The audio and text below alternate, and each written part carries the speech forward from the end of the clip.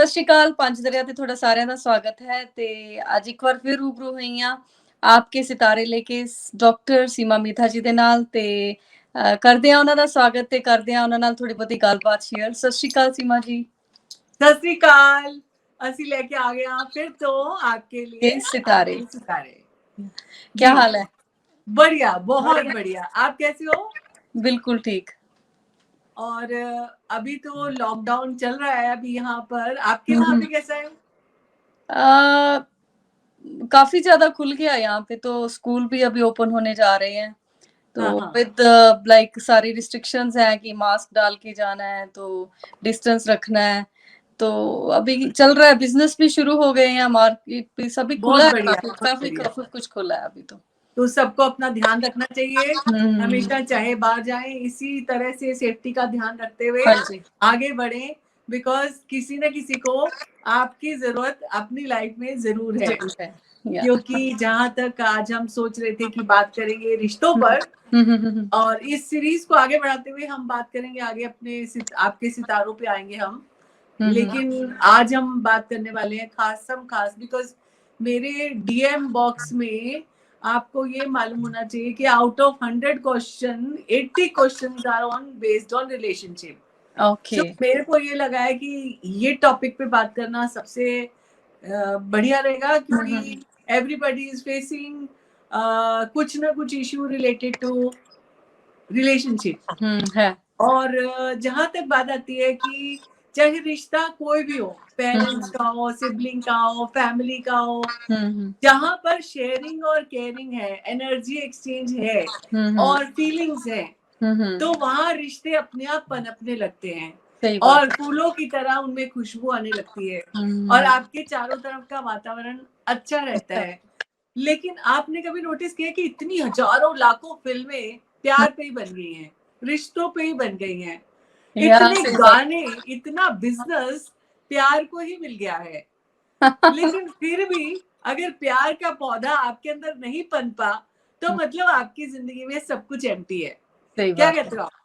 बिल्कुल सही कहा आपने। अभी सारी मूवीज है ही हैं, प्यार पे ज्यादातर ही है वैसे, है ना, क्योंकि रिश्तों को लेकर बनाई गई हैं काफी ज्यादा मूवीज ना। तो मैं तो वैसे वही इसी तरह की मूवीज। आपकी चॉइस कैसी है वैसे? मेरी भी बिल्कुल यही है, क्योंकि आई थिंक जो दिल वाले लोग होते हैं ना, वही बहुत ज्यादा लाइफ में फील कर पाते हैं किसी का दुख और सुख, और वो फीलिंग के साथ कभी फिल्में देखते हैं हम अपने आप को आइडेंटिफाई करने लगते हैं, हम अपने ब्रेन को रिवाइव करने लगते हैं, अपने आप को जोड़ने लगते हैं ना उस मूवी गुड मेमोरीज को याद करने लगते हैं। सो आई थिंक वही आपकी जिंदगी को जीने का एक राह देता है और एक जीने की तमन्ना देता है किसी के लिए। ये जीवन ही सफल तभी होता है जब आप किसी के लिए कुछ कर जाओ। कर सकते हैं। और जहां तक रिश्तों की बात है, रिश्ते इसलिए ज्यादातर खत्म हो जाते हैं, कुछ लोग सही बोल नहीं पाते और कुछ लोग सही समझ नहीं पाते। अब घर में ये लोग, अगर आप कुछ कहना चाहते हो, sometime you misunderstood by people, sometime वो जो उनको कहना है वो नहीं कह पाते। चाहे फीलिंग अंडरस्टैंडिंग बहुत है, फीलिंग चाहे बहुत है एक दूसरे के लिए, प्यार चाहे बहुत है, एक्सप्रेशन सही नहीं है, आपसे आपको गलत ले लिया जाता है, तो मुझे ये लगता है कि भावनाओं में किसी को जज ना करे कभी भी। किसी का भावना, जैसे आप देखो शादी होती है किसी की, कोई तो डांस करके अपने आप को एक्सप्रेस करता है, कोई गाकर एक्सप्रेस करता है, कोई चिट्ठियां लिख के एक्सप्रेस करता है, कोई मतलब किसी को गिफ्ट देके एक्सप्रेस करता है। सो प्यार को इजहार करने का सही तरीका अगर मिले किसी को, तो लाइफ में ना कोई इशू, मतलब 90% issues are related to love and relationship.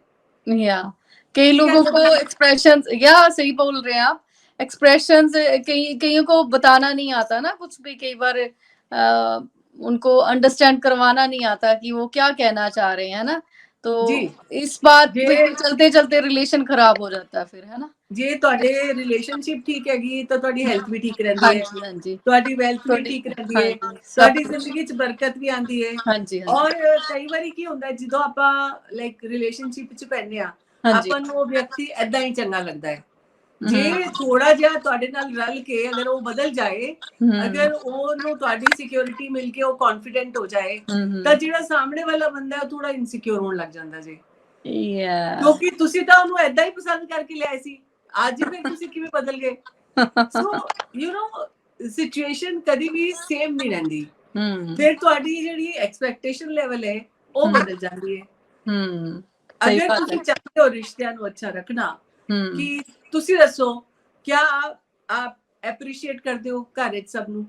बिल्कुल बिल्कुल, हाँ जी बिल्कुल, बहुत मेरी बेटियां, हाँ जी 2 बेटियां मेरिया, हस्बैंड मैं आई ऑलवेज एप्रीशिएट कि हस्बैंड हार्ड वर्क करते हैं, बहुत बिजी रहंदे हैं बिजनेस च अपने, ਤੇ ਬੱਚੇ ਆਪਣਾ ਕੁਛ ਨਾ ਕੁਛ, ਕਿਉਂਕਿ ਹੁਣ ਤੁਹਾਨੂੰ ਪਤਾ ਲੋਕ ਸਕੂਲ ਨਹੀਂ ਓਪਨ ਸੀਗੇ, ਹੁਣ ਆਪਾਂ 5-6 ਮਹੀਨੇ ਘਰ ਹੀ ਸੀ ਸਾਰੇ, ਤਾਂ ਬੱਚੇ ਵੀ ਕੁਛ ਨਾ ਕੁਛ ਰੋਜ਼ ਨਵਾਂ ਸਿੱਖ ਰਹੇ ਆ ਤੇ ਕੁਛ ਨਵਾਂ ਕਰਦੇ ਆ, ਤਾਂ ਫਿਰ ਕਿਉਂਕਿ ਮੋਸਟ ਆਫ ਦਾ ਟਾਈਮ ਤਾਂ ਪਹਿਲਾਂ ਤਾਂ ਉਹ ਸਕੂਲ ਚ ਹੁੰਦੇ ਸੀਗੇ 7-8 ਘੰਟੇ, ਹਨਾ, ਹੁਣ ਐਵਰੀ ਟਾਈਮ ਆਪਣੇ ਕੋਲ ਹੀ ਆ, ਤਾਂ ਫਿਰ ਐਪਰੀਸ਼ੀਏਟ ਅਗਰ ਅਸੀਂ ਕਰਾਂਗੇ ਤਾਂ ਹੀ ਉਹ ਕੁਛ ਨਵਾਂ ਸਿੱਖਣਗੇ, ਹਨਾ। ਬਿਲਕੁਲ ਇੱਛਾ ਹੁੰਦੀ ਹੈ ਕਿ ਅੱਗੇ ਵੀ ਸਿੱਖਿਆ ਸੀ ਕੁਛ, ਜੋ ਜਿਹੜੀ ਉਹਨਾਂ ਦੀ ਡਾਇਰੈਕਸ਼ਨ ਹੈ ਉਹ ਕਿਸੇ ਹੋਰ ਪਾਸੇ ਧਿਆਨ ਚਲਾ ਜਾਂਦਾ ਹੈ, ਅਗਰ ਤੁਸੀਂ ਐਪਰੀਸ਼ੀਏਟ ਨਹੀਂ ਕਰਦੇ ਤਾਂ। ਹਾਂਜੀ ਹਾਂਜੀ ਬਿਲਕੁਲ, ਉਹਦੇ ਨਾਲ ਵੀ ਫਿਰ ਪ੍ਰੋਬਲਮਸ ਆਣੀਆਂ ਸ਼ੁਰੂ ਹੋ ਜਾਂਦੀਆਂ ਨੇ। ਦੂਸਰਾ ਇੱਕ ਗੱਲ ਹੋਰ ਹੁੰਦੀ ਹੈ ਕਿ ਇੱਕ ਤੁਹਾਡੇ ਜਿਵੇਂ ਘਰ ਵਿੱਚ ਜਾਂ ਬਾਹਰ ਜਾਂ ਫਰੈਂਡ ਸਰਕਲ ਜਾਂ ਜਿਹਦੇ ਨਾਲ ਤੁਸੀਂ ਬਹੁਤ ਪਿਆਰ ਕਰਦੇ ਹੋ, ਅਗਰ ਤੁਸੀਂ ਉਹਨੂੰ ਸਪੇਸ ਨਹੀਂ ਦਿੰਦੇ ਤਾਂ ਵੀ ਰਿਲੇਸ਼ਨਸ਼ਿਪ ਵਿੱਚ ਬਹੁਤ ਅਸਰ ਪੈਂਦਾ ਹੈ। ਸਪੇਸ ਦੇਣ ਦਾ ਮਤਲਬ ਹੈ ਕਿ ਤੁਸੀਂ ਕੀ ਕਰਨਾ ਚਾਹੁੰਦੇ ਹੋ ਔਰ ਤੁਹਾਡਾ ਪਾਰਟਨਰ ਕੀ ਕਰਨਾ ਚਾਹੁੰਦਾ ਹੈ। ਅਗਰ ਤੁਸੀਂ ਉਹਨੂੰ ਹਰ ਗੱਲ ਵਿੱਚ ਪੁੱਛੇ ਪਿੱਛੇ ਪਏ ਰਹੋਗੇ ਔਰ ਹਰ ਗੱਲ ਵਿੱਚ ਉਹਨੂੰ ਸਪੇਸ ਨਹੀਂ ਦੋਗੇ, ਕੀ ਕਰਦੇ ਹੋ, ਕਿਉਂ ਕਰਦੇ ਹੋ, ਤਾਂ ਆਈ ਥਿੰਕ ਉਹਦੇ ਨਾਲ ਵੀ ਰਿਲੇਸ਼ਨਸ਼ਿਪ ਬਹੁਤ ਜ਼ਿਆਦਾ ਖਰਾਬ ਹੁੰਦੀ ਹੈ। ਅਸੀਂ ਇਹ ਤਾਂ ਦੱਸ ਰਹੇ ਹਾਂ ਕਿ ਕਿਉਂ ਕਿਉਂ ਖਰਾਬ ਹੁੰਦੀ ਹੈ। ਅਗਰ ਤੁਸੀਂ ਉਹਨੂੰ ਵੀ ਬਰੀਥਿੰਗ ਸਪੇਸ ਦਿਓ, ਆਪਣੇ ਆਪ ਨੂੰ ਵੀ ਬਰੀਥਿੰਗ ਸਪੇਸ ਦਿਓ, ਥੋੜਾ ਆਪਣੇ ਕੰਮ ਵਿੱਚ ਲੱਗੇ ਰਹੋ, ਤਾਂ ਉਹਦੇ ਨਾਲ ਰਿਲੇਸ਼ਨਸ਼ਿਪ ਵਿੱਚ ਤੁਹਾਡੇ ਵਾਸਤੇ ਤੁਸੀਂ ਜਦੋਂ ਮਿਲਦੇ ਹੋ ਆਪਸ ਵਿੱਚ ਗੱਲ ਕਰਨ ਨੂੰ ਬਹੁਤ ਕੁਝ ਹੁੰਦਾ ਹੈ। ਹਾਂਜੀ, ਅਗਰ ਤੁਸੀਂ 24 ਘੰਟੇ ਨਾਲ ਲੱਗੇ ਰਹਿੰਦੇ ਹੋ ਜਾਂ ਸੋਚਦੇ ਹੋ ਕਿ ਉਹਦੇ ਨਾਲ ਗੱਲ ਨਾ ਕਰੋ, ਉਹਦੇ ਨਾਲ ਨਾ ਜਾਓ, ਉੱਥੇ ਨਾ ਜਾਓ, ਤਾਂ ਉਹਦੇ ਨਾਲ ਵੀ ਪ੍ਰੋਬਲਮਸ ਆਣੀਆਂ ਸ਼ੁਰੂ ਹੋ ਜਾਂਦੀਆਂ ਨੇ। ਪੋਸੈਸਿਵਨੈਸ ਜਿਹਨੂੰ ਕਹਿੰਦੇ ਹਨ, ਪੋਸੈਸਿਵ, ਇਹ ਥੋੜੀ ਘਟਾਣੀ ਚਾਹੀਦੀ ਆ। ਬਿਲਕੁਲ ਬਿਲਕੁਲ। ਫਿਰ ਤੀਸਰੀ ਪੁਆਇੰਟ ਤੇ ਮੈਂ ਸੋਚਨੀ ਆ ਜਿਹੜੀਆਂ ਅੱਜ ਕੱਲ ਪ੍ਰੋਬਲਮਸ ਆ ਰਹੀਆਂ ਨੇ, ਐਕਸਪੈਕਟੇਸ਼ਨ ਲੈਵਲ ਬਹੁਤ ਜ਼ਿਆਦਾ ਹੈ। ਐਕਸਪੈਕਟੇਸ਼ਨ ਹੋਣੀ ਗਲਤ ਨਹੀਂ ਹੈਗੀ ਹੈ, ਬਿਕੋਜ਼ ਮਦਰ ਚਾਈਲਡ ਰਿਲੇਸ਼ਨਸ਼ਿਪ ਵਿੱਚ ਮਦਰ ਕੋਲੋਂ ਐਕਸਪੈਕਟੇਸ਼ਨ ਹੁੰਦੀ ਹੈ ਜਾਂ ਫਾਦਰ ਕੋਲ ਐਕਸਪੈਕਟੇਸ਼ਨ ਹੁੰਦੀ ਹੈ ਜਾਂ ਹਸਬੈਂਡ ਵਾਈਫ ਨੂੰ ਇੱਕ ਦੂਸਰੇ ਨਾਲ ਐਕਸਪੈਕਟੇਸ਼ਨ ਹੁੰਦੀ ਹੈ, ਬਟ ਉਹ ਇੱਕ ਲਿਮਿਟ ਵਿੱਚ ਹੋਣੀ ਚਾਹੀਦੀ ਹੈ। ਇਸ ਤਰ੍ਹਾਂ ਨਹੀਂ ਕਿ ਇੱਕ ਤਾਂ ਸਲੇਵ ਬਣਿਆ ਰਵੇ ਔਰ ਇੱਕ ਤੁਸੀਂ ਰਾਜਾ ਬਣ ਕੇ ਬੈਠੇ ਰਹੋ, ਇੱਕ ਦੂਸਰੇ ਨੂੰ ਕੰਪਨਸੇਟ ਕਰੋ। ਬਿਲਕੁਲ ਸਹੀ, ਤਾਂ ਉਹਦੇ ਨਾਲ ਸਾਰੀ ਖਾਲੀ ਆਰਡਰ ਨਾ ਮਾਰੀ ਜਾਓ। ਮੈਂ ਤੁਹਾਨੂੰ ਦੱਸਦੀ ਆ ਨਾ, ਦੁਨੀਆ ਦਾ ਕੋਈ ਵੀ ਦੇਸ਼ ਇਸ ਤਰ੍ਹਾਂ ਦਾ ਨਹੀਂ ਹੈਗਾ ਜਿੱਥੇ ਕਿ ਹਰ ਜਗ੍ਹਾ ਤੇ ਮੇਲ ਡੋਮੀਨੇਟਡ ਸੁਸਾਇਟੀ ਨਹੀਂ ਹੈਗੀ ਹੈ, ਤੇ ਉਹ ਵੀ ਕਿਤੇ ਕਿਤੇ ਫੀਮੇਲ ਡੋਮੀਨੇਟਡ ਸੁਸਾਇਟੀ ਵੀ ਹੈਗੀ ਹੈ, ਲੇਕਿਨ ਫਿਰ ਵੀ ਉਹ ਇੱਕ ਦੂਜੇ ਦਾ ਇਸ ਤਰ੍ਹਾਂ ਖਿਆਲ ਰੱਖਦੇ ਨੇ ਕਿ ਇਸ ਤਰ੍ਹਾਂ ਲੱਗਣਾ ਚਾਹੀਦਾ ਕਿ ਤੁਹਾਡੀ ਸਾਨੂੰ ਜ਼ਰੂਰਤ ਹੈ ਲਾਈਫ ਵਿੱਚ। ਸਹੀ ਗੱਲ ਹੈ। ਟੂ ਬੀ ਨੀਡਫੁਲ ਹੋਣਾ ਅੱਜ ਦੀ ਡੇਟ ਵਿੱਚ ਸਭ ਨੂੰ ਮਤਲਬ ਅੰਦਰੋਂ ਸਟਰੈਂਥ ਦਿੰਦਾ ਹੈ। ਅਗਰ ਤੁਹਾਡੇ ਅੰਦਰ ਇਹ ਸਟਰੈਂਥ ਹੈਗੀ ਹੈ ਕਿ ਤੁਹਾਡੀ ਲੋੜ ਹੈ ਕਿਸੇ ਨੂੰ, ਤਾਂ ਤੁਸੀਂ ਆਪਣਾ ਵੀ ਧਿਆਨ ਰੱਖਦੇ ਹੋ, ਠੀਕ ਵੀ ਰਹਿੰਦੇ ਹੋ, ਤਾਂ ਤੁਸੀਂ ਆਪਦਾ ਐਵਰੀਡੇ ਰੂਟੀਨ ਵੀ ਕਰਦੇ ਹੋ, ਆਪਦੇ ਲਾਈਕ ਪ੍ਰੋਫੈਸ਼ਨ ਵਿੱਚ ਵੀ ਅੱਛਾ ਕਰਦੇ ਹੋ, ਕਿਉਂਕਿ ਤੁਹਾਨੂੰ ਲੱਗਦਾ ਹੈ ਕਿ ਤੁਹਾਡੀ ਲੋੜ ਹੈ। ਜਿੱਥੇ ਤੁਹਾਨੂੰ ਇਹ ਸਮਝ ਆ ਗਿਆ ਕਿ ਤੁਹਾਡੀ ਕੋਈ ਲੋੜ ਨਹੀਂ, ਉਸ ਦਿਨ ਤੋਂ ਤੁਹਾਡੀ ਲਾਈਫ ਵਿੱਚ ਡਿਕਰੀਸ਼ਨ ਮਤਲਬ ਡਿਟੀਓਰੇਸ਼ਨ ਲੈਵਲ ਆਉਣ ਲੱਗ ਜਾਂਦਾ, ਨੈਗੇਟਿਵਿਟੀ ਆਉਣ ਲੱਗ ਜਾਏਗੀ। ਯੈਸ, ਹੈਨਾ, ਤਾਂ ਉਹ ਫਿਰ ਤੁਸੀਂ ਨੈਗੇਟਿਵਿਟੀ ਦੂਸਰਿਆਂ ਨੂੰ ਵੀ ਦਿੰਦੇ ਹੋ, ਤੇ ਦੂਸਰੀ ਗੱਲ ਇਹ ਕਿ ਉਸ ਨੈਗੇਟਿਵਿਟੀ ਨਾਲ ਤੁਹਾਡਾ ਫਿਜ਼ੀਕਲ, ਮੈਂਟਲ, ਇਮੋਸ਼ਨਲ ਹੈਲਥ ਤੇ ਬਹੁਤ ਅਸਰ ਪੈਂਦਾ ਹੈ। ਜੀ, ਸਭ ਤੋਂ ਪਹਿਲਾਂ ਤੁਸੀਂ ਕਿਹਾ ਐਪਰੀਸੀਏਸ਼ਨ ਕਰਨੀ ਆ, ਐਪਰੀਸੀਏਸ਼ਨ ਲੈਵਲ ਆਪਣਾ ਵਧਾ ਦਿਓ ਕਿ ਅਗਰ ਅਸੀਂ ਐਪਰੀਸੀਏਟ ਨਹੀਂ ਕਰ ਰਹੇ ਇੱਕ ਦੂਸਰੇ ਨੂੰ ਤਾਂ ਕਰਨਾ ਸ਼ੁਰੂ ਕਰ ਦਿਓ। ਐਕਸਪੈਕਟੇਸ਼ਨਸ ਘੱਟ ਰੱਖਣੀਆਂ, ਹਨਾ, ਇੱਕ ਦੂਸਰੇ ਤੋਂ, ਤੇ ਪੋਸੈਸਿਵਨੈਸ ਥੋੜੀ ਘਟਾਣੀ ਹੈ ਆਪਣੇ ਰਿਲੇਸ਼ਨ ਚ, ਹਨਾ, ਕਿ ਜੀ ਸਪੇਸ ਦੇਣਾ, ਸਪੇਸ ਦੇਣਾ, ਹਨਾ, ਕਿ ਆਪਣੀ ਲਾਈਫ ਲੀਡ ਕਰੋ ਥੋੜਾ, ਹਨਾ। ਬਿਲਕੁਲ ਬਿਲकुल।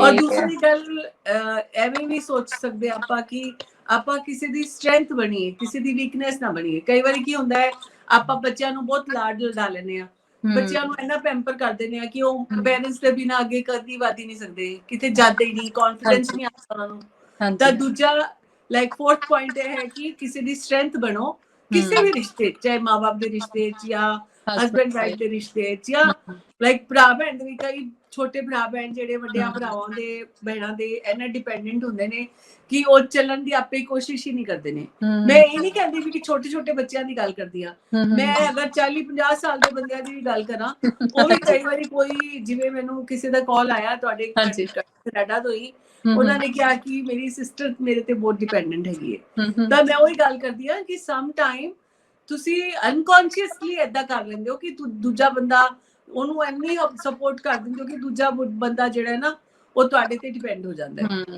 ਤੇ ਉਹ ਨਹੀਂ ਹੋਣਾ ਚਾਹੀਦਾ। ਹਾਂ, ਉਹ ਫਿਰ ਕਾਫੀ ਪ੍ਰੋਬਲਮਸ ਆਉਂਦੀਆਂ ਉਸ ਬੰਦੇ ਨੂੰ ਜਿਹੜਾ ਡਿਪੈਂਡ ਹੋ ਗਿਆ, ਉਹ ਕੁਝ ਅੱਗੇ ਕਰ ਹੀ ਨਹੀਂ ਸਕਦਾ। ਬਿਲਕੁਲ, ਉਹ ਫਿਰ ਕਦੀ ਖੜਾ ਹੋਏਗਾ ਹੀ ਨਹੀਂ ਕਿਸੇ ਪਾਸੇ। ਫਿਰ ਅਸੀਂ ਉਹ ਨਾ ਚਾਹੁੰਦੇ ਹੋਏ ਵੀ ਉਸ ਇਨਸਾਨ ਦਾ ਨੁਕਸਾਨ ਕਰ ਰਹੇ ਹਾਂ ਨਾ, ਅਸੀਂ ਕਰ ਤਾਂ ਪਿਆਰ ਰਹੇ ਹਾਂ, ਪਰ ਉਸ ਪਿਆਰ ਦੇ ਬਦਲੇ ਅਸੀਂ ਉਸ ਨੂੰ ਵੀਕ ਕਰ ਰਹੇ ਹਾਂ, ਹਨਾ, ਉਹਨੂੰ ਸਟਰੈਂਥ ਦੇਣੀ ਆ ਬੰਦੇ ਨੂੰ, ਹਨਾ ਜੀ। ਫਿਰ 4 ਪੁਆਇੰਟਸ ਇਹ ਹੈ ਕਿ ਜਿੱਤ ਨਹੀਂ ਹੋਣੀ ਚਾਹੀਦੀ। ਹਾਂਜੀ, ਤੁਸੀਂ 4 ਪੁਆਇੰਟਸ ਸਾਨੂੰ ਦਿੱਤੇ। ਹਾਂਜੀ ਹਾਂਜੀ, ਜਿਵੇਂ ਕਈ ਲੋਕ ਕਹਿੰਦੇ ਨਾ, ਕਈ ਲੋਕ ਇਹ ਜਿਹੜਾ ਸਵਾਲ ਪੁੱਛਦੇ ਨੇ ਕਿ ਉਹ ਮੈਨੂੰ ਕਾਲ ਨਹੀਂ ਕਰਦਾ, ਉਹ ਮੈਨੂੰ ਕਾਲ ਨਹੀਂ ਕਰਦੀ, ਮੇਰਾ ਰਿਲੇਸ਼ਨਸ਼ਿਪ ਬ੍ਰੇਕਅਪ ਹੋ ਜਾਇਆ ਕਿ ਨਹੀਂ। ਸਮ ਟਾਈਮ ਮੈਂ ਤੁਹਾਨੂੰ ਦੱਸਦੀ ਹਾਂ ਕਿ ਰਿਸ਼ਤਿਆਂ 'ਚ ਕਦੀ ਵੀ ਜਿੱਦ ਨਹੀਂ ਚੱਲਦੀ। ਅਗਰ ਜਿੱਦ ਕਰਦੇ ਹੋ ਉਹ ਰਿਸ਼ਤਾ ਚੱਲ ਹੀ ਨਹੀਂ ਸਕਦਾ। ਜਿਵੇਂ ਕਹਿੰਦੇ ਰੱਸੀ ਨੂੰ ਟਾਈਟ ਨੋਟ ਲਗਾਓ ਤਾਂ ਰੱਸੀ ਟੁੱਟ ਹੀ ਸਕਦੀ ਹੈ, ਉਹ ਜੁੜ ਨਹੀਂ ਸਕਦੀ ਵਾਪਸ। ਸਮਝ ਗਏ ਤੁਸੀਂ? ਤਾਂ ਉਹੀ ਗੱਲ ਕਰਦੀ ਆ ਕਿ ਰਿਸ਼ਤਿਆਂ 'ਚ ਕਦੀ ਜਿੱਦ ਨਹੀਂ ਕਰਨੀ, ਕਿਉਂਕਿ ਜਿੱਦ ਕਰਨ ਨਾਲ ਕਦੀ ਵੀ ਉਹ ਅੱਗੇ ਵੱਧਦੇ ਨਹੀਂ। ਔਰ ਸਮ ਟਾਈਮ ਇੱਕ ਆਪਾਂ ਕੰਪੈਰੀਜ਼ਨ ਕਰਨ ਲੱਗ ਜਾਂਦੇ ਆ, ਉਹ ਵੀ ਨਹੀਂ ਕਰਨਾ, ਕਿਉਂਕਿ ਆਪਾਂ ਕਈ ਵਾਰੀ ਕਈ ਲੋਕ ਵੇਖਦੇ ਨੇ, ਫਿਲਮਾਂ ਵੇਖਦੇ ਨੇ, ਉਹ ਫਿਲਮਾਂ ਵੇਖ ਕੇ ਆਪਣੇ ਘਰ ਵਿੱਚ ਵੀ ਹੀਰੋ ਹੀਰੋਇਨ ਤਰ੍ਹਾਂ ਸੋਚਦੇ ਨੇ ਕਰਾਂਗੇ, ਇਸ ਤਰ੍ਹਾਂ ਉਹ ਮੇਰੇ ਨਾਲ ਗਾਣੇ ਗਾਏ, ਇਸ ਤਰ੍ਹਾਂ ਉਹ ਮੇਰੇ ਲਈ ਮਤਲਬ ਪੂਰਾ ਮਾਹੌਲ ਉਦਾਂ ਹੀ ਬਣਾਏ। ਤਾਂ ਮੈਨੂੰ ਇਹ ਲੱਗਦਾ ਕਿ ਉਹ ਵੀ ਠੀਕ ਜੋ ਤੁਸੀਂ ਗੱਲ ਕਹਿ ਰਹੇ ਕਿ ਮੂਵੀਜ਼ ਦੇਖ ਕੇ ਮੂਵੀਜ਼ ਦਾ ਅਸਰ ਆਪਣੇ ਘਰ ਤੇ ਨਹੀਂ ਪੈਂਦਾ ਨਾ, ਉਹਨੂੰ ਉੱਥੇ ਛੱਡ ਕੇ ਆ ਜਾਓ 3 ਘੰਟੇ। ਬਿਲਕੁਲ। ਤਾਂ ਉਹ ਵੀ ਤੁਹਾਨੂੰ ਮਤਲਬ ਆਪਦੇ ਇੱਕ ਦੂਸਰੇ ਦੇ ਡ੍ਰੀਮਸ ਨੂੰ ਪੂਰਾ ਕਰਨ ਲਈ, ਇੱਕ ਦੂਸਰੇ ਦੀ ਗੋਲ ਨੂੰ ਪੂਰਾ ਕਰਨ ਲਈ ਮਤਲਬ ਰੀਅਲ ਰਹਿਣਾ ਚਾਹੀਦਾ ਹੈ, ਐਕਸੈਪਟੇਬਲ ਬਿਹੇਵੀਅਰ ਕਰਨਾ ਚਾਹੀਦਾ ਹੈ। ਏਦਾਂ ਨਹੀਂ ਕਿ ਮੈਂ ਤੁਹਾਡੇ ਲਈ ਚਾਂਦ ਤਾਰੇ ਤੋੜ ਲਿਆਵਾਂਗਾ, ਇਸ ਤਰ੍ਹਾਂ ਥੋੜੀ ਹੁੰਦਾ ਹੈ ਚਾਂਦ ਤਾਰੇ। ਹਾਂਜੀ, ਚਾਂਦ ਤਾਰੇ ਤੋੜਨ ਦਾ ਮਤਲਬ ਇਹ ਕਿ ਵੀ ਕਿਸੇ ਨੂੰ ਕਿਤੇ ਵੀ ਜ਼ਰੂਰਤ ਹੋਏ ਉੱਥੇ ਤੁਹਾਡੀ ਮਦਦ ਹੋਣੀ ਚਾਹੀਦੀ ਹੈ, ਰਾਈਟ? ਮੀਨਸ ਬੀ ਪ੍ਰੈਕਟੀਕਲ ਰਹਿਣਾ। ਪ੍ਰੈਕਟੀਕਲ, ਹਾਂਜੀ, ਯੈਸ। ਫਿਰ ਇਹ ਵੀ ਨਹੀਂ ਸੋਚਣਾ ਕਿ ਜਿੱਦਾਂ ਤੁਸੀਂ ਬੋਲਦੇ ਹੋ ਤੁਹਾਡੀ ਭਾਸ਼ਾ ਹਾਂ ਚਾਹ ਮਿਲਾਣ ਲੱਗ ਜਾਏ। ਅਗਰ ਕੋਈ ਸਾਹਮਣੇ ਵਾਲਾ ਪਰਸਨ ਤੁਹਾਡੀ ਹਾਂ ਚਾਹ ਮਿਲਾਏਗਾ, ਯਾਨੀ ਕਿੱਥੇ ਕਿੱਥੇ ਤਾਂ ਉਹ ਸੱਚ ਨਹੀਂ ਬੋਲ ਰਿਹਾ, ਤੁਹਾਡੀ ਆਪਣੀ ਇੰਡੀਵਿਜੂਅਲਿਟੀ ਖਤਮ ਹੋ ਜਾਂਦੀ ਉਹਦੇ ਨਾਲ। ਮੈਂ ਇੱਕ ਨਿਊਜ਼ ਕੱਲ ਪਰਸੋਂ ਪੜ੍ਹ ਰਹੀ ਸੀਗੀ ਕਿ ਇੱਕ ਵਾਈਫ ਆਪਣੇ ਹਸਬੈਂਡ ਨੂੰ ਡਿਵੋਰਸ ਦੇ ਰਹੀ ਸੀ ਇਸ ਲਈ ਕਿ ਉਸਦਾ ਹਸਬੈਂਡ ਉਹਦੀ ਹਾਂ ਛਾਂ ਮਿਲਾਉਂਦਾ ਹਰ ਵਾਰ ਨਾ, ਕਿ ਅਗਰ ਉਹ ਗਲਤ ਵੀ ਕਹਿ ਰਹੀ ਹੈ ਤਾਂ ਵੀ ਉਹਨੂੰ ਸਹੀ ਕਹਿੰਦਾ। ਮੈਨੂੰ ਨਿਊਜ਼ ਪਤਾ ਨਹੀਂ ਮੈਂ ਕਿਹੜੇ ਵੈਬ ਤੇ ਕਿਤੇ ਪੜ੍ਹ ਰਹੀ ਸੀਗੀ, ਨਿਊਜ਼ ਸਰਚ ਕਰਦੀ ਸੀ ਤੇ ਉੱਥੇ ਦੇਖਿਆ, ਮੈਂ ਬੜੀ ਹੈਰਾਨੀ ਹੋਈ ਮੈਨੂੰ। ਤੇ ਉਹਦਾ ਰੀਜ਼ਨ ਇਹ ਸੀਗਾ ਕਿ ਇਹ ਮੈਨੂੰ ਮਤਲਬ ਕਿ ਮੇਰੇ ਨਾਲ ਆਰਗੂਮੈਂਟ ਨਹੀਂ ਕਰਦਾ, ਮੈਨੂੰ ਐਵਰੀ ਟਾਈਮ ਮੇਰੇ ਨਾਲ ਬਿਲਕੁਲ ਸਹੀ ਆ, ਤਾਂ ਬਿਲਕੁਲ ਮਤਲਬ ਕਿ ਸੌਫਟ ਸਪੋਕਨ, ਮੇਰੇ ਨਾਲ ਗੁੱਡ ਬਿਹੇਵੀਅਰ ਹੈ ਐਵਰੀ ਟਾਈਮ, ਉਹਦੇ ਲਈ ਵੀ ਡਿਵੋਰਸ ਹੋ ਰਿਹਾ, ਹਨਾ? ਉਹ ਕਿੰਨੀ ਦੇਖੋ। ਅੱਛਾ, ਫਿਰ ਮੈਂ ਅਗਰ ਸੋਚਾਂ ਕਿ ਅੱਗੇ ਆਪਾਂ ਆਪਣੇ ਪਾਰਟਨਰ 'ਚ ਜਾਂ ਆਪਣੇ ਬੱਚਿਆਂ 'ਚ ਜਾਂ ਹਰ ਜਗ੍ਹਾ ਤੇ ਪਰਫੈਕਸ਼ਨ ਢੂੰਡਦੇ ਆ, ਇਹ ਪਰਫੈਕਸ਼ਨ ਕਦੀ ਨਹੀਂ ਢੂੰਡਣਾ। ਪਰਫੈਕਸ਼ਨ ਤਾਂ ਹੋ ਹੀ ਨਹੀਂ ਸਕਦੀ ਇਸ ਦੁਨੀਆ 'ਚ, ਕੋਈ ਪਰਫੈਕਟ ਨਹੀਂ ਹੋ ਸਕਦਾ। ਸਹੀ ਗੱਲ ਹੈ, ਕਿਉਂਕਿ ਅਗਰ ਪਰਫੈਕਸ਼ਨ ਅਗਰ ਹੋਏਗਾ ਤਾਂ ਮੈਂ ਕਹਿੰਦੀ ਹਾਂ ਭਗਵਾਨ ਵਿੱਚ ਵੀ ਨਹੀਂ ਹੋ ਸਕਦਾ, ਉਹਦੇ 'ਚ ਵੀ ਕੁਛ ਨਾ ਕੁਛ ਇਸ ਤਰ੍ਹਾਂ ਦੇ ਪੁਆਇੰਟ ਹੋਣਗੇ। ਮੈਂ ਇਸ ਤਰ੍ਹਾਂ ਦੀ ਗੱਲ ਕਰਨੀ ਆ ਕਿ ਜਿਸ ਤਰ੍ਹਾਂ ਤੁਸੀਂ ਐਕਸੈਪਟ ਕਰ ਦੋ ਇਨਪਰਫੈਕਸ਼ਨਿਟੀ, ਜਿਵੇਂ ਜਜਮੈਂਟਲ ਨਹੀਂ ਹੋਣਾ, ਜਿਵੇਂ ਕਈ ਲੋਕ ਕਹਿੰਦੇ ਨੇ ਕਾਲਾ ਗੋਰਾ ਮੋਟਾ ਪਤਲਾ ਜਾਂ ਹੀਰੋ ਨਾਲ ਕੰਪੈਰੀਜ਼ਨ ਕਰਨ ਲੱਗ ਜਾਂਦੇ ਨੇ। ਤਾਂ ਮੇਰਾ ਮਤਲਬ ਇਹ ਕਿ ਪਰਫੈਕਸ਼ਨ ਢੂੰਡਦੇ ਰਹੋਗੇ ਤਾਂ ਤੁਹਾਨੂੰ ਜ਼ਿੰਦਗੀ 'ਚ ਕਦੀ ਸਕੂਨ ਨਹੀਂ ਮਿਲੇਗਾ, ਕਿਉਂਕਿ ਤੁਸੀਂ ਪਰਫੈਕਸ਼ਨ ਢੂੰਡਦੇ ਹੋ, ਉਹ ਮਿਲੇਗਾ ਨਹੀਂ ਕਦੀ, ਤਾਂ ਫਿਰ ਤੁਹਾਨੂੰ ਹੈਪੀਨੈਸ ਨਹੀਂ ਮਿਲੇਗੀ। ਔਰ ਅਗਰ ਹੈਪੀ ਰਹਿਣਾ ਹੈ, ਖੁਸ਼ ਰਹਿਣਾ ਹੈ, ਔਰ ਤੁਸੀਂ ਆਪਣੇ ਕੰਮ ਵਿੱਚ ਅੱਛਾ ਕਰਨਾ ਚਾਹੁੰਦੇ ਹੋ, ਤਾਂ ਜੋ ਵੀ ਤੁਹਾਨੂੰ ਮਿਲਿਆ ਉਹਨੂੰ ਐਕਸੈਪਟ ਕਰੋ, ਉਹਨੂੰ ਐਪਰੀਸ਼ੀਏਟ ਕਰੋ, ਉਹਦੇ ਨਾਲ ਖੁਸ਼ ਰਹੋ, ਉਹਦੇ 'ਚ ਵੀ ਇੱਕ ਕਨੈਕਸ਼ਨ ਬਿਲਡ।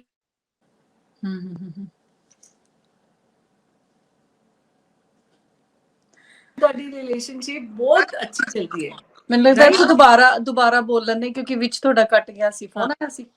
ਮੈਂ ਕਿਹਾ ਜਦੋਂ ਵੀ ਕਿਸੇ ਨਾਲ ਤੁਸੀਂ ਰਹਿ ਰਹੇ ਹੋ ਜਾਂ ਅੱਜ ਕੱਲ ਤਾਂ ਬਹੁਤ ਕਾਮਨ ਹੈ ਲਿਵ ਇਨ ਰਿਲੇਸ਼ਨਸ਼ਿਪ ਵੀ, ਜਦ ਤੱਕ ਤੁਹਾਡਾ ਕਨੈਕਸ਼ਨ ਬਿਲਟ ਅਪ ਨਹੀਂ ਹੁੰਦਾ, ਉਸ ਤਰ੍ਹਾਂ ਜਦੋਂ ਤੁਹਾਡਾ ਕਨੈਕਸ਼ਨ ਬਿਲਟ ਅਪ ਹੁੰਦਾ ਹੈ ਤਾਂ ਯੂ ਸ਼ੁਡ ਰਿਸਪੈਕਟ ਤੇ appreciate that relationship, because you know ਜਦੋਂ ਤੁਸੀਂ ਕਿਸੇ ਨੂੰ ਸਪੋਰਟ ਕਰਦੇ ਹੋ, ਕਿਸੇ ਦਾ ਨਾਲ ਰਹਿੰਦੇ ਹੋ, ਉਹਨਾਂ 'ਚ ਵੀ ਕੁਝ ਫਲॉज ਐਂਡ ਮਤਲਬ ਜਿਵੇਂ ਕਹਿੰਦੇ ਆ ਕੁਝ ਖਰਾਬ ਆਦਤਾਂ ਤੇ ਕੁਝ ਅੱਛੀਆਂ ਆਦਤਾਂ ਹੁੰਦੀਆਂ ਨੇ, ਤਾਂ ਉਹਨਾਂ ਨੂੰ ਐਜ਼ ਇਟ ਇਜ਼ ਐਕਸੈਪਟ ਕਰੋ। ਉਹਨਾਂ ਨੂੰ ਵੀ ਅਗਰ ਤੁਸੀਂ ਠੀਕ ਵੀ ਕਰਨਾ ਚਾਹੁੰਦੇ ਹੋ ਕਿਸੇ ਬੁਰੀ ਆਦਤ ਹੈ, ਪਰ ਸੀਮਾ ਜੀ ਇੱਕ ਗੱਲ ਹੈ, ਕਹੋਗੇ ਪਰ ਇੱਕ ਗੱਲ ਹੈ, ਜਿੰਨੀਆਂ ਵੀ ਤੁਸੀਂ ਗੱਲਾਂ ਕਹਿ ਰਹੀਆਂ ਮੋਸਟਲੀ ਮੈਂ ਜਿੱਥੇ ਤੱਕ ਦੇਖਿਆ ਮੋਸਟਲੀ ਲੋਕ ਐਪਰੀਸੀਏਸ਼ਨ ਵੀ ਮੈਨੂੰ ਲੱਗਦਾ ਘੱਟ ਕਰਦੇ ਆ, ਹਨਾ। ਐਕਸਪੈਕਟੇਸ਼ਨਸ ਸਾਡੀਆਂ ਸਾਰਿਆਂ ਦੀਆਂ ਬਹੁਤ ਜ਼ਿਆਦਾ, ਤੇ ਜਿੱਦਾਂ ਤੁਸੀਂ ਕਹਿੰਦੇ ਕਿ ਵੀਕਨੈਸ ਨਹੀਂ ਬਣਨ ਦੇਣਾ ਤੇ ਦੂਸਰੇ ਦੀ ਸਟਰੈਂਥ ਬਣਨਾ, ਉੱਥੇ ਵੀ ਅਸੀਂ ਕਾਫੀ ਗਲਤੀਆਂ ਕਰ ਜਾਂਦੇ ਹਾਂ। ਅਸੀਂ ਬੱਚਿਆਂ ਨੂੰ ਵੀ ਬਹੁਤ ਪੈਂਪਰ ਕਰਦੇ ਹਾਂ ਕਈ ਵਾਰ, ਹਨਾ। ਤੇ ਬਾਕੀ ਕੰਪੈਰੀਜ਼ਨਸ, ਹਨਾ, ਮੈਨੂੰ ਲੱਗਦਾ ਕੰਪੈਰੀਜ਼ਨਸ ਵੀ ਹੋ ਹੀ ਜਾਂਦੇ ਗੱਲਾਂ ਗੱਲਾਂ ਵਿੱਚ, ਹਨਾ। ਤਾਂ ਉਹ ਕਾਫੀ ਚੀਜ਼ਾਂ ਹੁੰਦੀਆਂ, ਤਾਂ ਸਾਡੇ ਚ ਇੰਪਰਫੈਕਸ਼ਨ ਸਾਰਿਆਂ ਵਿੱਚ ਹੈਗੀ ਆ, ਹਨਾ। ਉਹ ਪਰਫੈਕਟ ਅਸੀਂ ਕਦੀ ਵੀ ਨਹੀਂ ਹੋਣਾ ਸਾਰਿਆਂ ਨੇ, ਹਨਾ। ਬਿਲਕੁਲ। ਤੇ ਪਰ ਇਹ ਸੋਚਣਾ ਚਾਹੀਦਾ ਹੈ ਕਿ ਜਿੱਦਾਂ ਲਾਈਫ ਆ ਰਹੀ ਹੈ ਅਸੀਂ ਉਹਨੂੰ ਉਦਾਂ ਲੈਂਦੇ ਚੱਲੀਏ, ਹਨਾ। ਬਿਲਕੁਲ। ਔਰ ਇੱਕ ਚੀਜ਼ ਹੈਗੀ ਹੈ ਕਿ ਕਿਸੇ ਨੂੰ ਤੁਸੀਂ ਪਰਖੋ ਨਾ, ਮਤਲਬ ਜੱਜ ਨਾ ਕਰੋ, ਕ੍ਰਿਟਿਸਾਈਜ਼ ਨਾ ਕਰੋ। ਜੇ ਤੁਸੀਂ ਚਾਹੁੰਦੇ ਹੋ ਕਿ ਸਾਹਮਣੇ ਵਾਲਾ ਬੰਦਾ ਅੱਗੇ ਵਧੇ ਔਰ ਤੁਹਾਡੇ ਨਾਲ ਗੁੱਡ ਰਿਲੇਸ਼ਨਸ਼ਿਪ ਵਿੱਚ ਹੈਗਾ, ਅਗਰ ਤੁਸੀਂ ਕ੍ਰਿਟਿਸਾਈਜ਼ ਕਰੋਗੇ ਤਾਂ ਕਿਤੇ ਨਾ ਕਿਤੇ ਤੁਸੀਂ ਉਹਨੂੰ ਸਪਰੈਸ ਕਰ ਦਿੰਦੇ ਹੋ। ਅਗਰ ਤੁਸੀਂ ਸਪਰੈਸ ਕਰ ਦਿੰਦੇ ਹੋ ਤੇ ਤੁਸੀਂ ਸਮਟਾਈਮ ਇਹ ਸੋਚਦੇ ਹੋ ਕਿ ਉਹ ਬਹੁਤ ਅੱਗੇ ਵਧੇਗਾ ਜਾਂ ਨਹੀਂ ਵਧੇਗਾ। ਸਮਟਾਈਮ ਜਿੱਥੇ ਸਪਰੈਸ ਕੀਤਾ ਬੰਦਾ ਹੁੰਦਾ ਹੈ ਉਹ ਬਹੁਤ ਜ਼ਿਆਦਾ ਵੀ ਅੱਗੇ ਵਧਦਾ ਹੈ ਜੀ, ਕਿਉਂਕਿ ਉਹ ਚੈਲੰਜ ਚ ਆ ਜਾਂਦਾ ਹੈ ਫਿਰ। ਕਿਉਂਕਿ ਰਿਲੇਸ਼ਨਸ਼ਿਪ ਤੇ ਚੈਲੰਜ ਵਿੱਚ ਸਿਰਫ ਇੱਕ ਹੀ ਛੋਟੀ ਜਿਹੀ ਲਾਈਨ ਹੈ।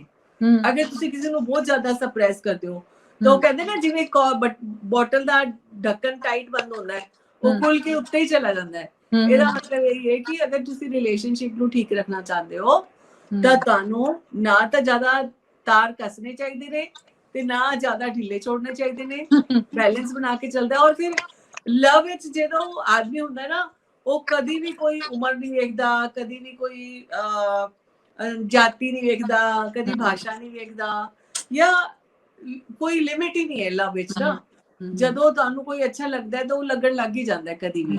ਇਸ ਵਾਸਤੇ ਰਿਲੇਸ਼ਨਸ਼ਿਪ ਵਿੱਚ ਇਸ ਚੀਜ਼ ਦਾ ਬਹੁਤ ਖਿਆਲ ਰੱਖਣਾ ਚਾਹੀਦਾ ਹੈ ਕਿ ਆਪਣੇ ਆਸ-ਪਾਸ ਜਿਹੜੇ ਰਿਲੇਸ਼ਨਸ਼ਿਪ ਹਨ, ਚਾਹੇ ਬੱਚੇ ਹੋਣ, ਚਾਹੇ ਸਿਬਲਿੰਗ ਹੋਣ, ਚਾਹੇ ਪੈਰੈਂਟਸ ਹੋਣ, ਚਾਹੇ ਆਪਦਾ ਪਾਰਟਨਰ ਹੋਏ, you should never ever try to leave them ਔਰ ਨਾਲ ਜ਼ਿਆਦਾ ਬੌਂਡ ਕਰਕੇ ਵੀ ਨਹੀਂ ਰੱਖਣਾ, ਤਾਂ ਕਿ ਉਹਨਾਂ 'ਚ ਵੀ ਡਿਟਰਮੀਨੇਸ਼ਨ ਆਏ, ਉਹਨਾਂ 'ਚ ਵੀ ਆਪਣੀ ਹੈਲਥ ਲਈ ਮਤਲਬ ਕੋਸ਼ਿਸ਼ ਕਰਨ ਉਹ ਔਰ ਡਿਪੈਂਡੈਂਟ ਨਾ ਹੋਣ ਤੁਹਾਡੇ ਤੇ। ਮੀਨਸ ਇੰਡੀਪੈਂਡੈਂਟ ਬਣਾਉਣਾ ਸਾਰਿਆਂ ਨੂੰ। ਯੈਸ ਸਾਰਿਆਂ ਨੂੰ। ਬਿਕਾਜ਼ ਤੁਹਾਨੂੰ ਇਹ ਤਾਂ ਪਤਾ ਹੀ ਹੈ ਕਿ ਆਏ ਵੀ ਆਪਾਂ ਇਕੱਲੇ ਆ ਤੇ ਜਾਣਾ ਵੀ ਇਕੱਲੇ ਹੈ।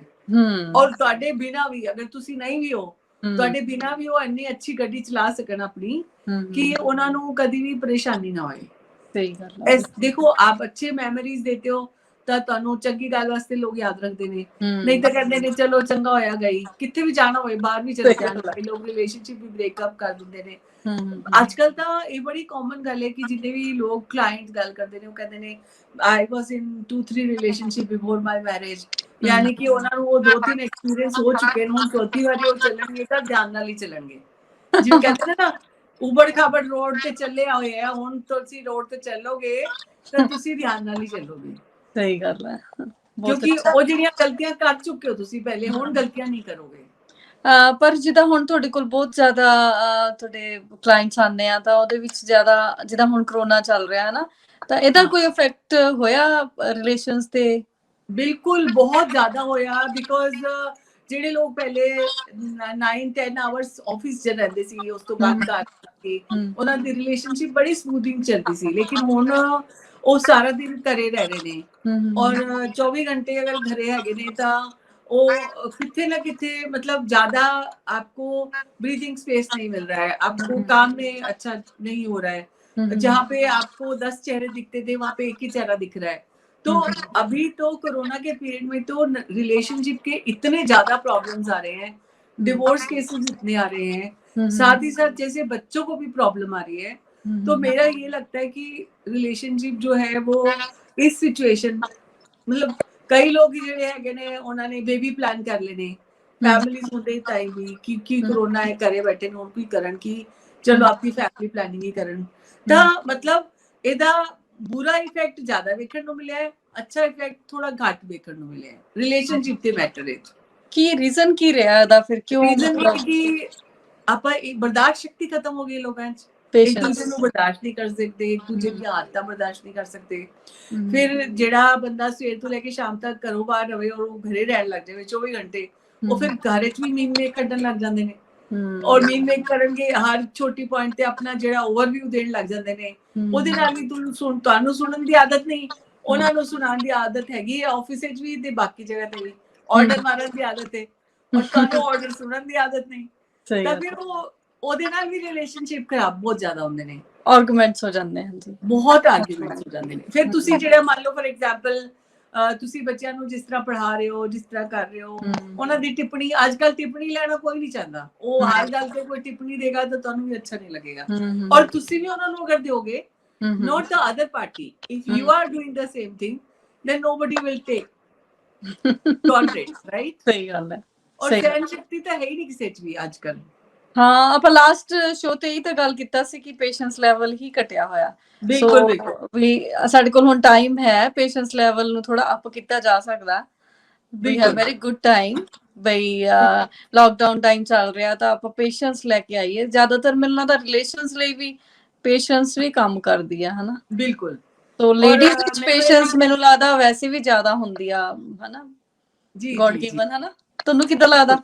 ਹੁੰਦੀ ਆ? ਮੈਨੂੰ ਲੱਗਦਾ ਹੈ ਦੇਖੋ, ਜਦੋਂ ਤੁਹਾਡਾ ਐਕਸਪ੍ਰੈਸ਼ਨ ਸਹੀ ਹੈ, ਜਦੋਂ ਅਗਰ ਤੁਹਾਡਾ ਇਜ਼ਹਾਰ ਸਹੀ ਹੈ, ਜਿੱਥੇ ਮੌਨ ਰਹਿਣਾ ਉੱਥੇ ਮੌਨ ਰਹੋ, ਜਿੱਥੇ ਰਹਿਣਾ ਹੈ। ਜਿਵੇਂ ਸਮ ਟਾਈਮ ਮੈਂ ਇਹ ਵੀ ਵੇਖਿਆ ਕਿ ਅਗਰ ਇਹ ਟਿਪ ਹੈਗੀ, ਅਗਰ ਤੁਸੀਂ ਰਿਲੇਸ਼ਨਸ਼ਿਪ ਨੂੰ ਅੱਛਾ ਕਰਨਾ ਚਾਹੁੰਦੇ ਹੋ, ਤੁਹਾਨੂੰ ਅਗਰ ਗੁੱਸਾ ਆ ਰਿਹਾ ਕਿਸੇ ਗੱਲ ਤੇ, ਤੁਸੀਂ ਉਸ ਉਬਲਦੀ ਅੱਗ 'ਚ ਨਾ ਬੋਲੋ। ਜਦੋਂ ਸ਼ਾਂਤ ਹੋ ਜਾਏ ਮਾਹੌਲ, ਔਰ ਜਾ ਕੇ ਆਪਣੀ ਡਾਇਰੀ 'ਚ ਲਿਖ ਦੋ, I will discuss this matter 14 October, ਔਰ ਬਾਅਦ ਡਿਸਕਸ ਕਰਾਂਗੇ। ਔਰ ਜਦੋਂ ਤੁਸੀਂ ਬਾਅਦ ਵਿੱਚ ਉਹ ਡਾਇਰੀ ਖੋਲੋਗੇ, ਤੁਹਾਨੂੰ ਹਾਸਾ ਆਏਗਾ ਕਿ ਇਹ ਕੀ ਗੱਲ ਸੀ, ਇਹ ਤਾਂ ਕੋਈ ਗੱਲ ਹੀ ਨਹੀਂ ਸੀ ਜਿਹਦੇ ਤੇ ਮੈਂ ਗੁੱਸਾ ਕਰਦੀ ਪਈ ਸੀ ਜਾਂ ਮੈਨੂੰ ਲੜਾਈ होती पई सी। तो समटाइम अगर आप पेंडिंग में डाल देते हो केस को, मतलब कोई भी इशू को पेंडिंग में कर देते हो कि बाद में समटाइम ना आपका रिएक्शन और रिफ्लेक्स एक्शन से भी रिश्ते खराब होते हैं।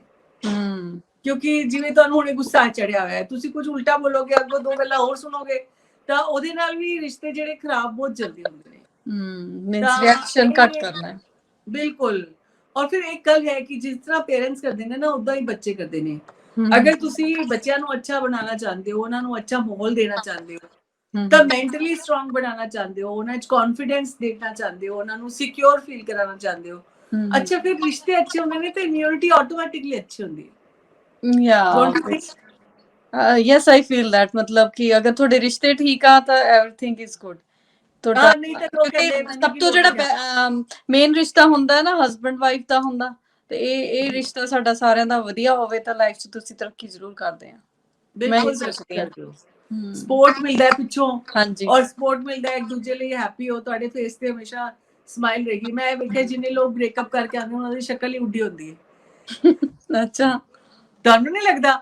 ਉਹ ਬੜੇ ਡਿਪਰੈਸਡ ਜਿਹੇ ਹੁੰਦੇ ਨੇ, ਔਰ ਡਿਪਰੈਸ਼ਨ ਯੂ نو ਰਿਲੇਸ਼ਨਸ਼ਿਪ, ਚਾਹੇ ਮੈਂ ਕਹਿੰਦੀ ਆ ਇਸ ਦੁਨੀਆ 'ਚ ਕੁਝ ਵੀ ਪਰਮਾਨੈਂਟ ਨਹੀਂ ਹੈਗਾ, ਚਾਹੇ ਕੁਝ ਵੀ ਹੋਏ, ਆਪਾਂ ਵੀ ਪਰਮਾਨੈਂਟ ਨਹੀਂ ਹੈਗੇ। ਅਗਰ ਆਪਾਂ ਨੂੰ ਇਹ ਸੱਚਾਈ ਪਤਾ ਹੈ ਕਿ ਆਪਾਂ ਪਰਮਾਨੈਂਟ ਨਹੀਂ ਹੈਗਾ, ਤੇ ਇਹ ਤਾਂ ਪੂਰੀ ਦੁਨੀਆ ਜਿਹੜੀ ਇਹ ਡਰਾਮਾ ਹੈ, ਵੀ ਆਰ ਪਲੇਇੰਗ ਅ ਕਿਰਦਾਰ। ਇਸ ਦੁਨੀਆ 'ਚ ਆਪਾਂ ਇੱਕ ਕਿਰਦਾਰ ਪਲੇ ਕਰਦੇ ਆ। ਬਸ ਇਹ ਸੋਚੋ ਕਿ ਇਮਾਨਦਾਰੀ ਨਾਲ ਇਹ ਕਿਰਦਾਰ ਪਲੇ ਕਰਨਾ ਹੈ। ਜਿਵੇਂ ਹੁਣ ਆਪਾਂ ਕੋਈ ਕੰਮ ਕਰਦੇ ਆ, ਉਹਨੂੰ ਮਤਲਬ ਪਰਫੈਕਟਲੀ ਨਿਭਾਓ, ਪ੍ਰੂਵ ਕਰਨ ਦੀ ਕੋਸ਼ਿਸ਼ ਨਾ ਕਰੋ ਆਪਣੇ ਆਪ ਨੂੰ, ਕਿਉਂਕਿ ਜਦੋਂ ਤੁਹਾਡੇ 'ਚ ਭਾਵਨਾ ਆ ਜਾਂਦੀ ਨਾ ਕਿ ਮੈਂ ਵਧੀਆ, ਫਲਾਣਾ ਬੰਦਾ, ਯੂ نو ਸਾਹਮਣੇ ਵਾਲੇ ਬੰਦੇ ਨੂੰ ਤੁਸੀਂ ਲੈਟ ਡਾਊਨ ਕਰੋ, ਆਪਣੇ ਆਪ ਨੂੰ ਤੁਸੀਂ ਸੁਪੀਰੀਅਰ ਸਮਝੋ, ਉਹ ਵੀ ਗਲਤ ਹੈ। ਉਹ ਵੀ ਗਲਤ ਹੈ, ਹਾਂਜੀ। ਹਾਂ, ਚਾਹੇ ਬੱਚਿਆਂ ਦੇ ਸਾਹਮਣੇ ਵੀ ਸਮਟਾਈਮ ਸਮ ਮਦਰਸ ਕਿ ਮੈਂ ਹੀ ਸਭ ਕੁਝ ਕਰਦੀ ਆ, ਮੈਨੂੰ ਹੀ ਸਭ ਕੁਝ ਆਉਂਦਾ ਹੈ, ਤੁਹਾਨੂੰ ਕੁਝ ਨਹੀਂ ਆਉਂਦਾ, ਇਸ ਨਾਲ ਵੀ ਆਪਾਂ ਬੱਚਿਆਂ ਨੂੰ ਅੰਡਰ ਕੌਨਫੀਡੈਂਟ ਬਣਾ ਦਿੰਦੇ ਆ। ਜੀ ਸਹੀ, ਬਿਲਕੁਲ, ਬੀ ਰੀਅਲ, ਹਨਾ? ਮਤਲਬ ਕਿ ਜੋ ਰੀਅਲ 'ਚ ਹੈਗੇ ਆ ਉਦਾਂ ਦੇ ਰਹੋ, don't try to be anybody, like ਕਿਸੇ ਦੇ ਵਰਗਾ ਬਣਨ ਦੀ ਟਰਾਈ ਕਰਨ ਦੇ ਚੱਕਰ 'ਚ ਅਸੀਂ ਆਪਣੇ ਵਰਗੇ ਵੀ ਨਹੀਂ ਰਹਿੰਦੇ।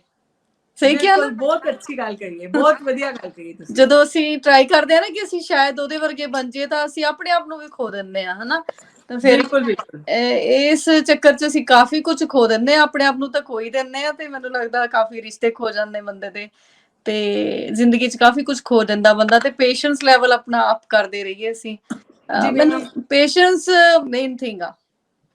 ਬਿਲਕੁਲ, ਜਿਵੇਂ ਕੋਈ ਵੀ ਰਿਲੇਸ਼ਨਸ਼ਿਪ ਅੱਛਾ ਕਰਨਾ ਹੈ, ਜਿਵੇਂ ਪੈਰੈਂਟਸ ਨਾਲ ਵੀ ਕਈਆਂ ਦੇ ਰਿਸ਼ਤੇ ਖਰਾਬ ਹੁੰਦੇ ਨੇ, ਹਾਂਜੀ ਇੱਕ ਤਾਂ ਭਾਵ, ਇੱਕ ਸਮਰਪਣ ਭਾਵ ਹੋਣਾ ਜ਼ਰੂਰੀ ਹੈ। ਹਾਂਜੀ ਅਗਰ ਹਾਂਜੀ। ਤੁਹਾਡਾ ਸਮਰਪਣ ਭਾਵ ਹੈਗਾ ਕਿਸੇ ਵੀ ਰਿਸ਼ਤੇ ਦੇ ਪ੍ਰਤੀ, ਹੂੰ ਅਨਕੰਡੀਸ਼ਨਲ ਲਵ ਹੈਗਾ, ਤਾਂ ਹੂੰ ਉੱਥੇ ਐਕਸਪੈਕਟੇਸ਼ਨ ਵੀ ਨਹੀਂ ਹੈਗੀ, ਜਜਮੈਂਟ ਵੀ ਨਹੀਂ ਹੈਗਾ, ਹੂੰ ਉੱਥੇ ਆਪਾਂ ਸਪੇਸ ਵੀ ਦੇ ਦਿੰਦੇ ਆ ਕਿਉਂਕਿ ਅਨਕੰਡੀਸ਼ਨਲ ਲਵ ਹੈਗਾ, ਉਹ ਰਿਸ਼ਤਾ ਫਿਰ ਕਦੀ ਵੀ ਖਰਾਬ ਨਹੀਂ ਹੋ ਸਕਦਾ।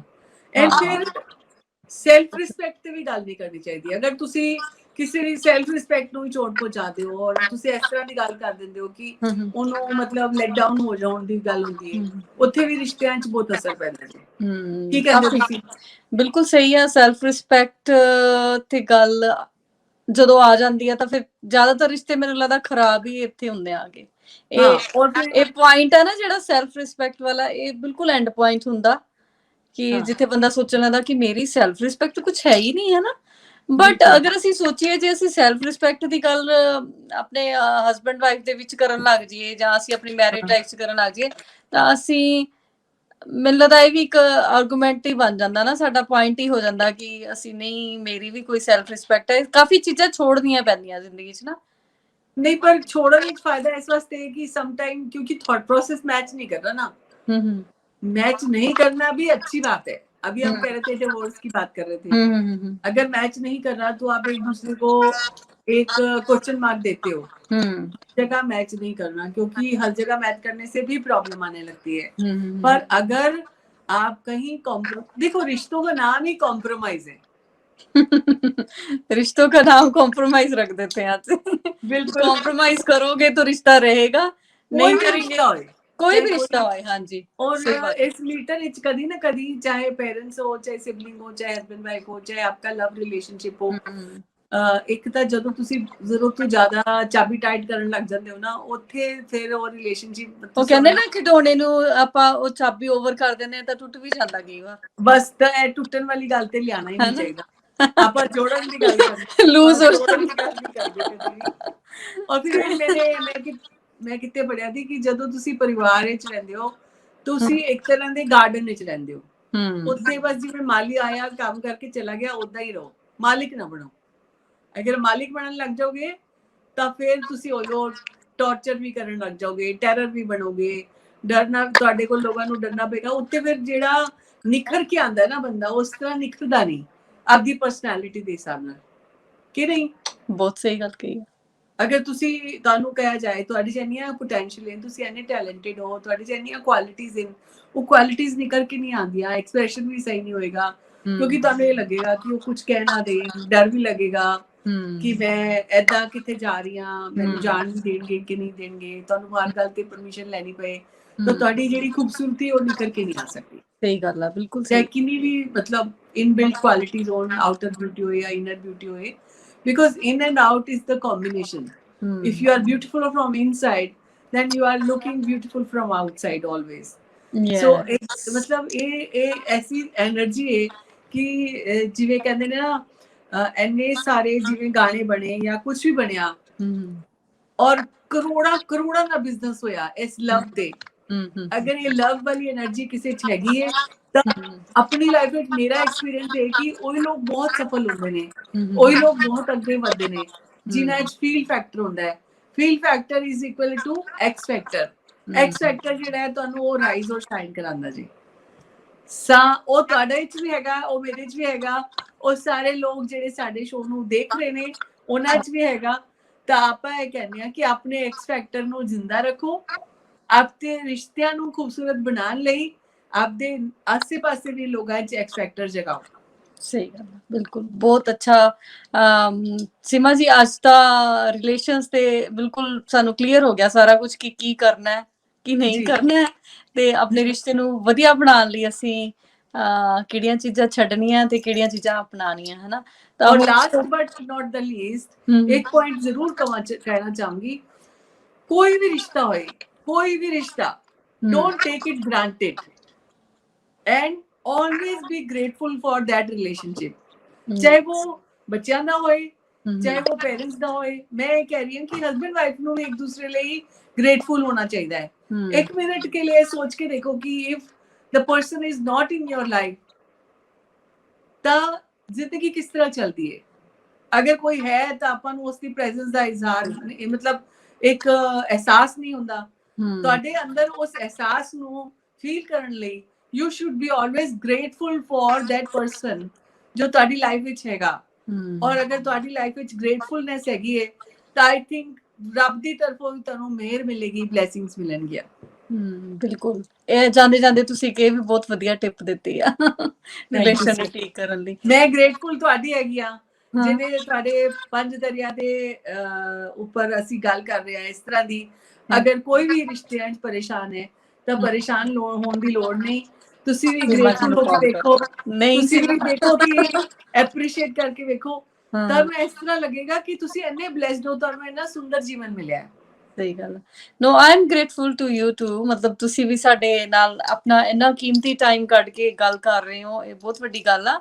You are not your high profile lady, you are not housewife. ਤੇ I am very proud of you. ਤੁਸੀਂ ਇੰਨਾ ਵਧੀਆ ਕੰਮ ਕਰਦੇ ਹੋ, ਲੋਕਾਂ ਨੂੰ ਸਿੱਧੇ ਰਸਤੇ ਪਾਉਂਦੇ ਹੋ।